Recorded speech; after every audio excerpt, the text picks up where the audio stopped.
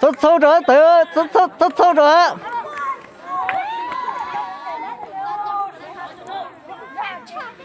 Rồi.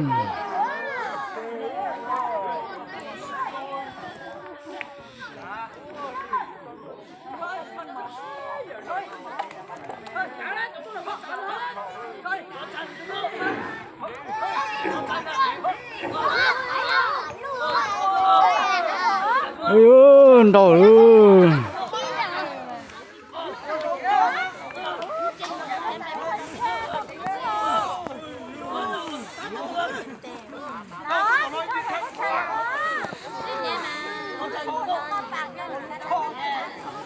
Trời ơi.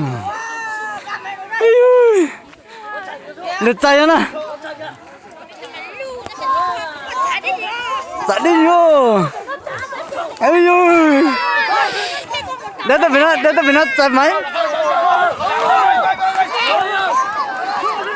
Có nhà trứng luôn đấy. Rồi, cho nó rồi. Rồi. Cho nó rồi. Ui.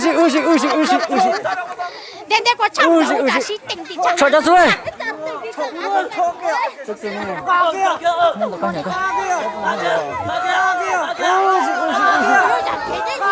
Rồi mình tỉnh đó.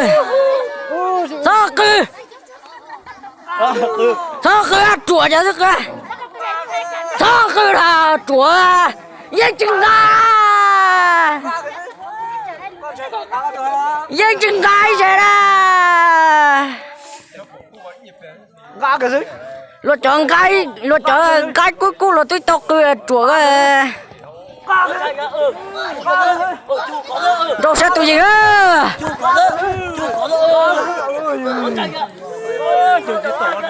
Đâu sẽ tụi gì thế đó?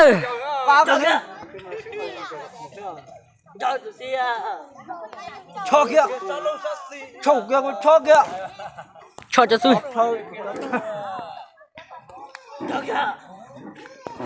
Tôi chạy cứ. Tôi nói gì chạy cứ.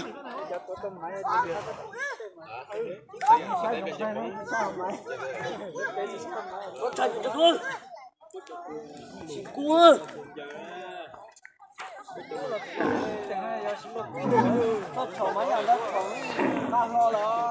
chỉ dùng gì mà tới đây ha, nhớ có xả thế xả lên ha, nhưng chỉ dùng gì mà tới đây, dù mà chỗ đó, chỉ là xả thế, Con trai kìa. Chỉ ta cho nó chầu cái gì. nhầm bọn có xả cái thế tê, giờ giờ tụi chim bao giờ có tụi chim muốn nhua cái chả bao rồi, Cho kìa. Con trai kìa. Sai hồi hết buổi tối nhận. Con trai cứ. Chị hè đó chứ ha. quay tròn ru có chỉ trong say, quay tròn ru có Olafy được chỉ trong say, Con trai kìa. Cho cứ. Cho kìa. Ba cái gì? Ba cái gì? Ba cái gì?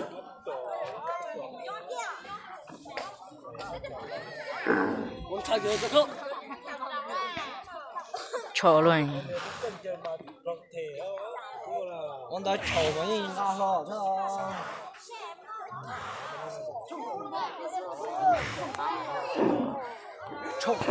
Chầu mà cho lâu chảy ra.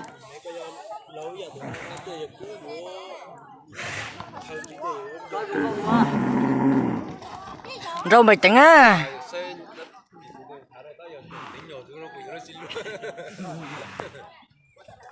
Con trai kìa cho ơi. Con mạo nữa. Rồi mày tính á.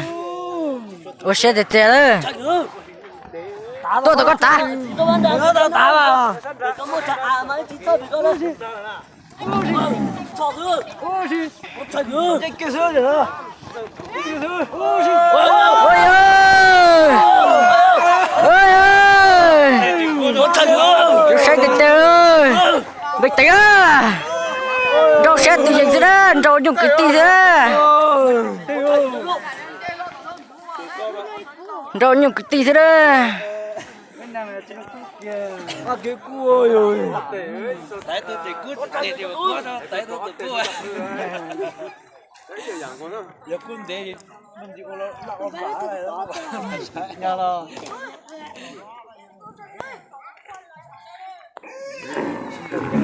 Đâu thoát cái thế mà dinh thôi. xuống là một sai chỗ tin rồi chỗ sai không là tôi đang nói có tôi ấy Rồi bình tĩnh nữa. có tôi cha như hai kia đấy để cho nó chọn ai luôn đi ra ăn chọc nó ăn chọc nó nó sẽ cho thứ Rồi bình tĩnh nữa. không được mà giờ lúc chọc chọc bên chọc giờ túi giờ có tôi mà tôi thề này bây giờ tụi coi con rau cả mà rau cái cây thôi mà chẳng được đấy Con chạy cho rốt. cho nó Con chạy kìa. gì từ cái gì vậy đấy Rồi bình tĩnh xíu đó. con chạy kìa con chạy kìa cho rốt thông sư con chạy kìa cho rốt ôi chết chết ơi nó gì trả con chạy kìa chó kia thôi luôn là giả đi kia chó kia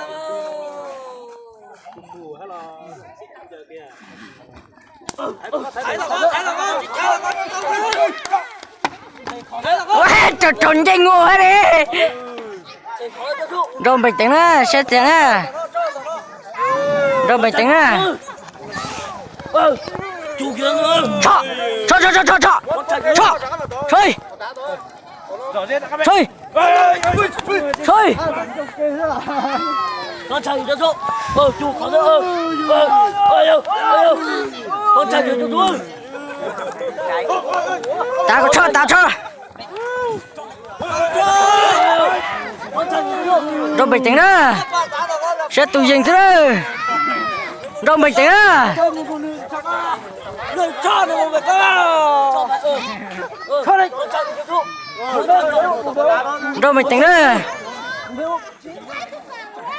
Lò kia đã cắt chả rồi đấy. con chạy cho số